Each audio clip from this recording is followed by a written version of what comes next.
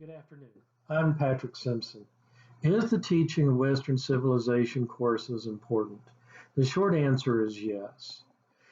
For the teaching of Western Civ, it gives us, our history. It gives us our understanding of our past.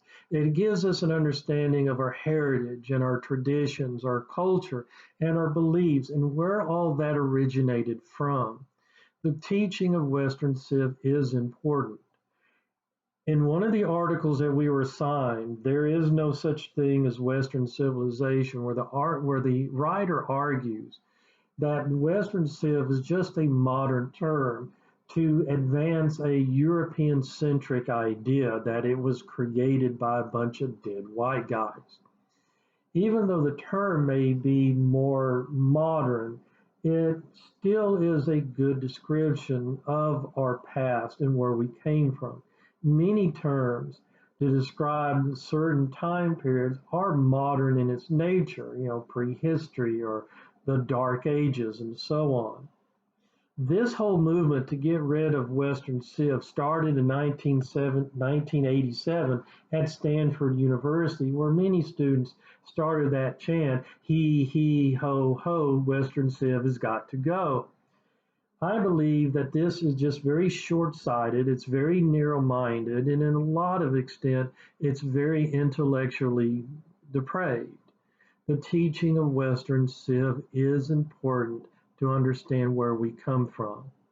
In an article that I read for this assignment, David Randall, The Lost History of Civilization, he writes that we need to consider the Pledge of Allegiance to understand the importance of Western Civ. He writes that you need the Western Civilization course to understand the 3,000-year history of such words, allegiance, republic, nation, God, liberty, and justice. You need the Western Civ course to understand why we pledge ourselves to them and what we lose when they are taken away. The pledge means nothing if we forget our history.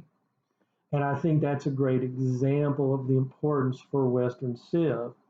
The term Western Civ, is kind of a catch-all. It does refer to many cultures of a European American heritage that share a common cultural ideas, philosophical foundation, and ancestral beliefs.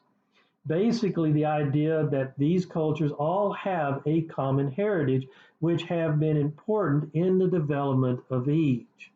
This concept is sometimes used in contrast, to so-called Eastern civilization. It is used to explain the basic differences underlying Europe and Asia.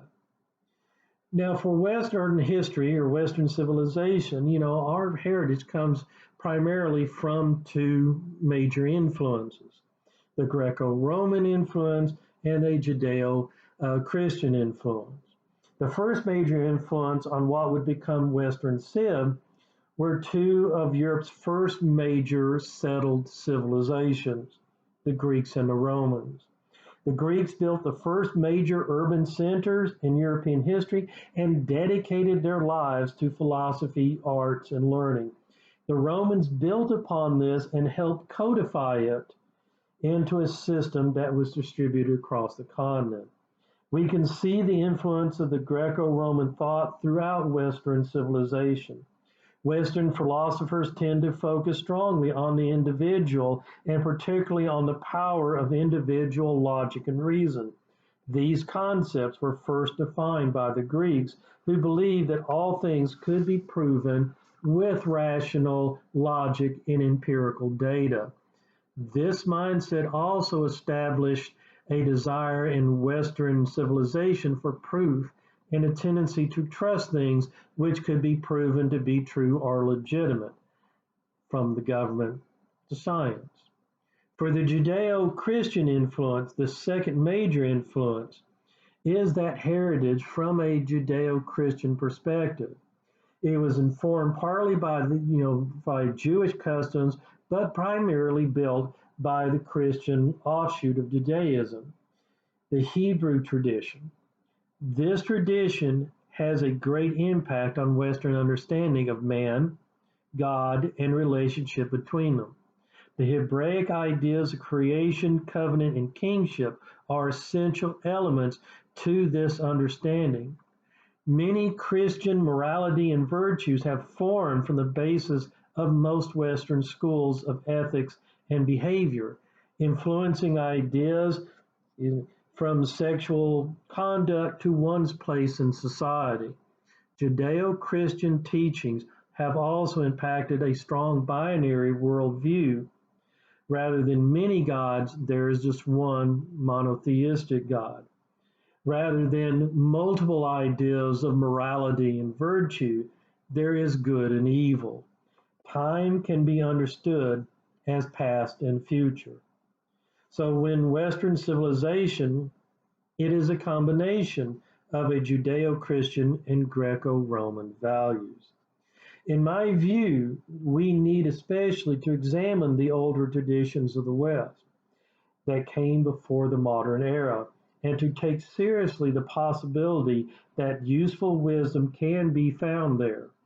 They understood the potentiality of human beings, their limitations, and their predicament in which they lived.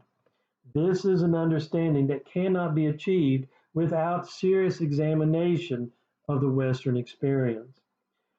This abandonment of such a study, I believe, would be a terrible loss for all humanity.